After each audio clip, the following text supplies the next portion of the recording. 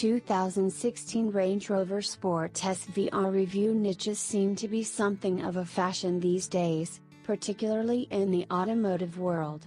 Just a few years ago it would have been inconceivable to imagine any manufacturer would be brave enough to morph supercar power and speed within an SUV designed to cruise city streets on the school run or occasionally bumble over a muddy field on the way to the races.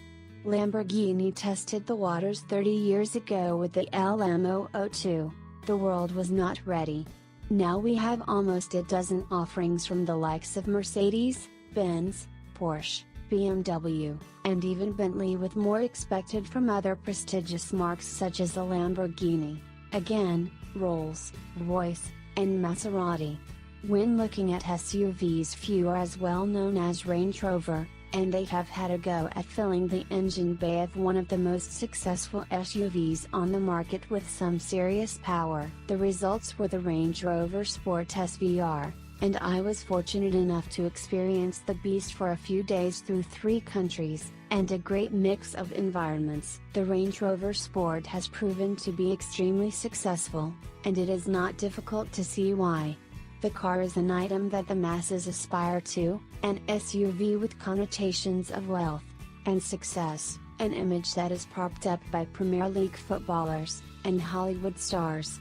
There had never been a real flagship Range Rover Sport, until 2014, where the SVR broke cover. The car was seen at the Goodwood Festival of Speed under a rather simple camouflage, and shocked everyone with its thunderous V8 that powered up the famous hill. It was not just the aggressive looks or oral pleasure that had everyone surprised. Range Rover, and the newly created Special Vehicles Operations Department launched the car with a very bold claim. The Range Rover Sport SVR supposedly lapped the Nürburgring in 8:14, making it the fastest SUV to ever lap the famous circuit.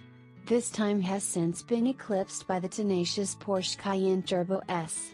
Considering this is Range Rover's first attempt at such a car, being compared to the much more mature Porsche is flattering company to keep. What makes such a vast machine so fast, I hear you ask? The answer is a very hairy-chested 542 bhp supercharged 5-liter V8, the same as the one found in the F-Type R, that allows the Sport SVR to power from 0-100 km per hour in 4.7 seconds. Consider the 2.3 tons of metal and leather that is being launched, and it is remarkably impressive that such a car is capable of such athletic acceleration. That is not all, the SVR will power onto a limited maximum speed of 260 km per hour.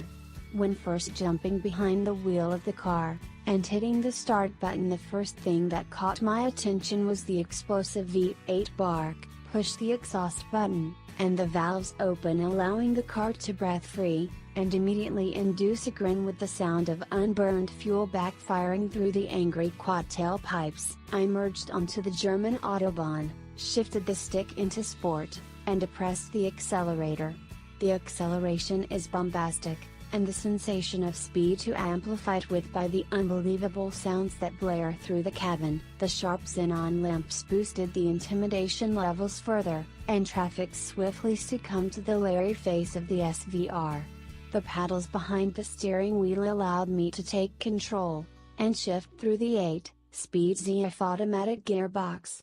This gearbox is nothing short of exceptional. It is lightning fast, and reacted with no hesitation to my inputs. When left to its own devices, it seemed very keen to downshift at the slightest increase in throttle input, but I am being pedantic. I peeled off the Autobahn as I approached Innsbruck on the road to Italy. Some of my favorite roads in Europe were close by, and it seemed rude not to put the SVR through its paces on more demanding roads. The surfaces were not the best, but once again, the Range Rover took it in its stride. The car sits on 21 or some very cool 22-inch wheels. On this occasion we had been equipped with the smaller wheels wrapped in winter tires, something that came into use in my snowy drive back to Munich. I shifted back into Sport, and locked the valves open. It was time to see if car was more than just a bark without a bite. Body roll is a factor that you have to allow for, but not to the extent that the 2.3-ton curb weight would suggest. You are simply not conscious of the bulbous weight. The car handles surprisingly well. The Nürburgring lap time became more and more believable as confidence inspired me to push harder and harder. The steering was quick but lacked feel. Nothing unusual for a car of such size. The brakes were one aspect that felt strong but began to struggle heading back down in mountain passes. Following the Autobahn for hundreds of kilometers is often rather draining. I closed the exhaust valves, and the punishing soundtrack was surprisingly muted. The ride was supple, and the cabin extremely comfortable.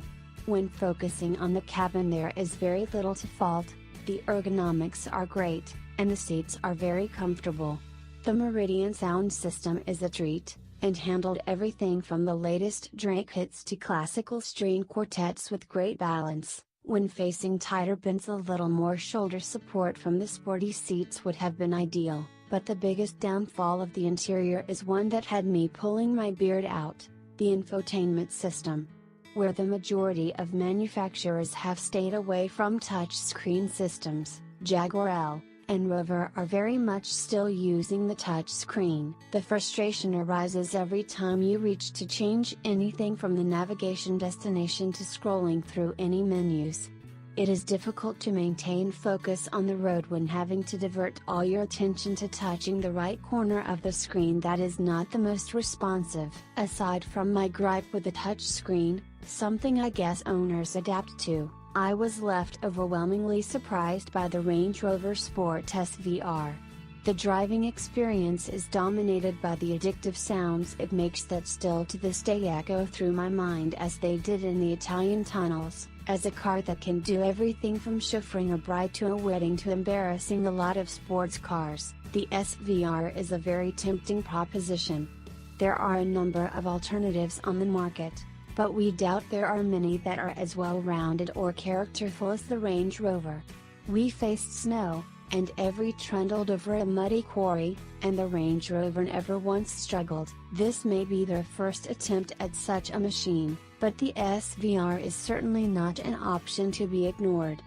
Thanks for watching and listening. Please like, subscribe, share and comment.